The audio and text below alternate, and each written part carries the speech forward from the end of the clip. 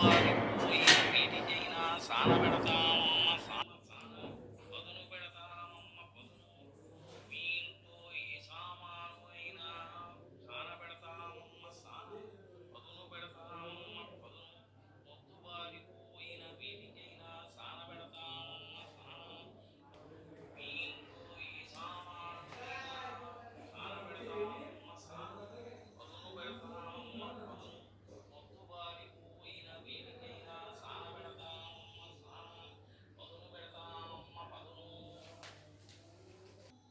ఏమండి పొదును పెడతాటండి? ఏమిటి పొదను పెడతాడా? దేనికి దేనికి పెట్టించుకుంటావు? కత్తిరికా పెట్టించుకో. అబ్బా కత్తిరి కాదండి మీకు. నాకెందుకే పదును? అదేమిటండి కొన్నాళ్ళ నుంచి మీ మెదడు మొద్దుబారిపోయిందిగా, ఏది మీ బుర్రకి ఎక్కటం లేదు. అందుకని సానబెడితే అట్లీస్ట్ కొంతకాలమైనా మీరు పొదురుగా ఉంటారని, హుషారుగా కనిపిస్తారుగా. ఇది దానివల్ల వచ్చిన ముద్దుతనం కాదు. మరి దేనివల్ల చెప్పనా? చెప్పండి. చెప్పేయమంటావా? అబ్బా నసపెట్టక చెప్పేయండి. చెప్పాక నువ్వేమీ అనుకోకూడదు. మరి మీరు ఏదో చెప్తారంటే నేను ఏదో ఎందుకు అనుకుంటానండి. నా మెదడు మొద్దుబారిపోవడానికి కారణం నువ్వే. హా, ఏంటి నేనా? అదిగో అదిగో అదిగో నువ్వే చెప్పేయమంటావు, మళ్ళీ నువ్వే కోపడతావు. అదేంటండి ఉరి మీ నా మీదకి వచ్చారేటండి? అవునే, పెళ్ళి అవ్వక ముందు నేను ఎలా ఉండేవాడిని? అది నాకేం తెలుసు?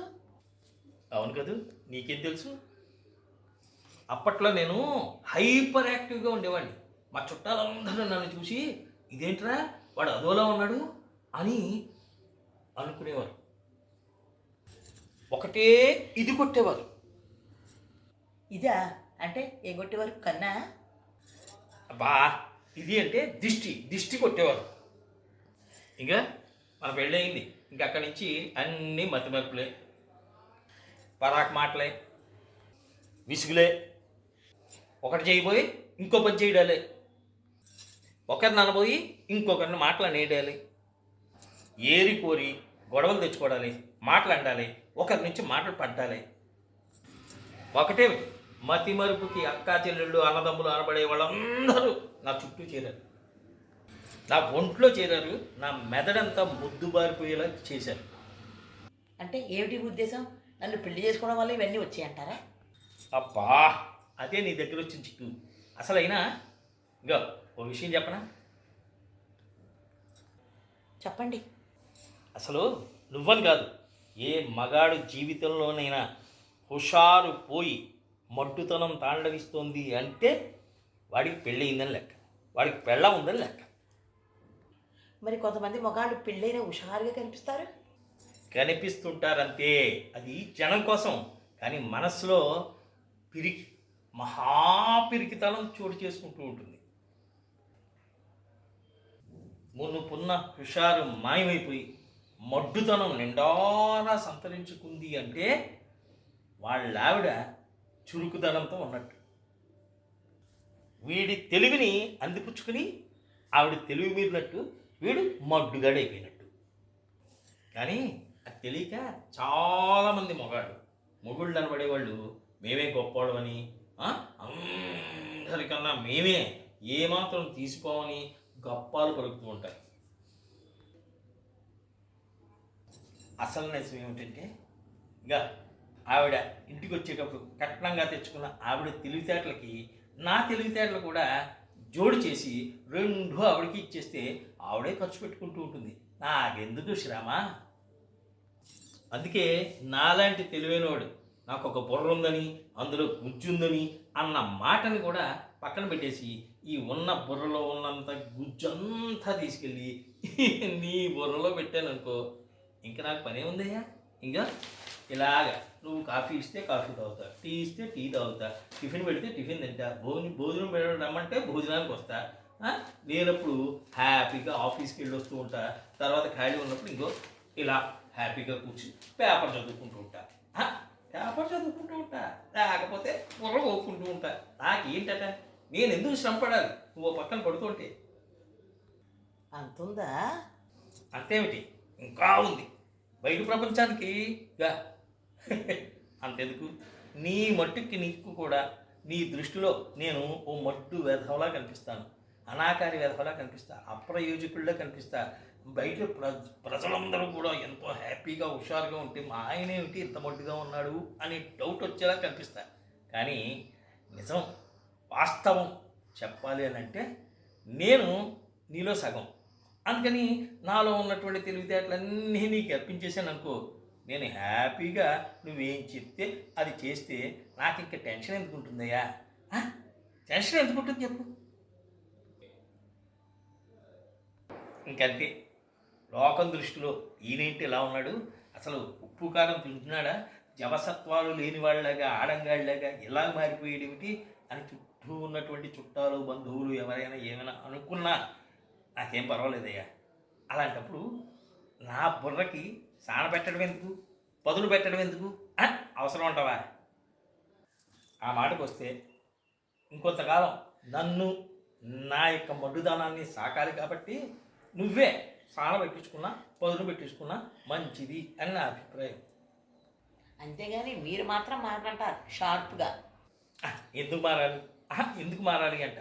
అయినా ఇంకా మారాల్సిన టైంలో ఏమో మారకుండా, ఇప్పుడు మారకుండా పెళ్ళాం చెబితే వినాలి అనేటువంటి ఏజ్లో నేను ఎందుకు మారాలయ్యా? ఎందుకు నా బ్రెయిన్ని షార్పెన్ చేసుకోవాలి? చెప్పు, నువ్వే చెప్పు. అంతేనంటారు? ఒమ్మాటికి అంతే. ఎవడో ఫోన్ కిస్కా గొట్టంగాడు రాణి గారి మూగుడు అని అన్నా, ఈయన భార్యా విధేయుడు అన్న, కొంగుచాడు భర్త అని అన్నా నాకేమిటి సిగ్గు? నేను వంగడం ద్వారా నిన్ను ఎదగనివ్వాలి. ఎంత ఎత్తు ఎదిగినా ఒదిగి ఉండే మొక్కలాగా మగాడు ఉండాలి. ఎంత తక్కువ ఎత్తులో ఉన్నా సరే ఠారుగా నిబ్బరంగా ఉండేలాగా ఆడది ఉండాలి.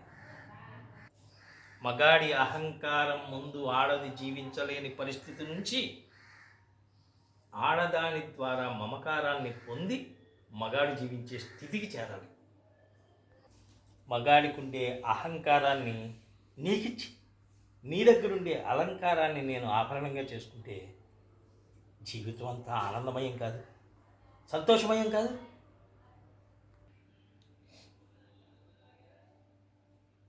ఏమయ్యా, ఏంటో ఆ కన్నీళ్ళు? ఇవి కన్నీళ్ళు కావండి, ఆనంద బాష్పాలు అంటావు. అవునండి. ఇన్నాళ్ళు మీ పట్ల అమర్యాదగా ప్రవర్తించి ఉండొచ్చండి. ఈ క్షణం నుంచి పతి సేవే సతి గతి. ఇక్కడి నుంచి మీరు ఏం చెప్పారో ఎదురు చెప్పకుండా చేసుకుంటూ పోతాను. ఓసి పిచ్చి ముద్దు, ఓ పిచ్చి ముద్దు నేను కదూ.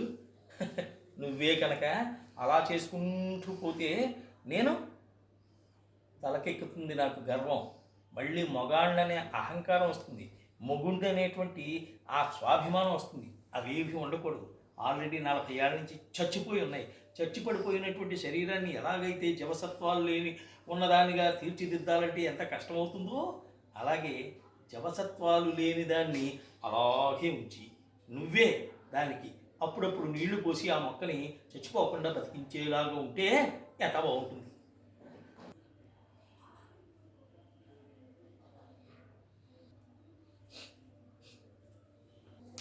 ఏంటి మళ్ళీ ఆనంద బాష్పాలా? కాదండి, కన్నీళ్ళు. కన్నీళ్ళ? అవెందుకు? ఇందాక ఉల్లిపాయ తిరిగానండి, అవి చేద్దరు పెట్టుకున్నాను కదా, ఆ కన్నీళ్ళండి. అంటే ఇవి ఉల్లిపాయ కన్నీళ్ళు అన్నమాట. అయితే పర్వాలేదు. ఇంతకీ నీ మెదడుకి సానా ఎప్పుడు పెట్టించుకుంటావు వాడి దగ్గర? అబ్బా, మీరు ఎంత తెలివైనారో, నా మాట నాకే అప్పు చెప్తారు.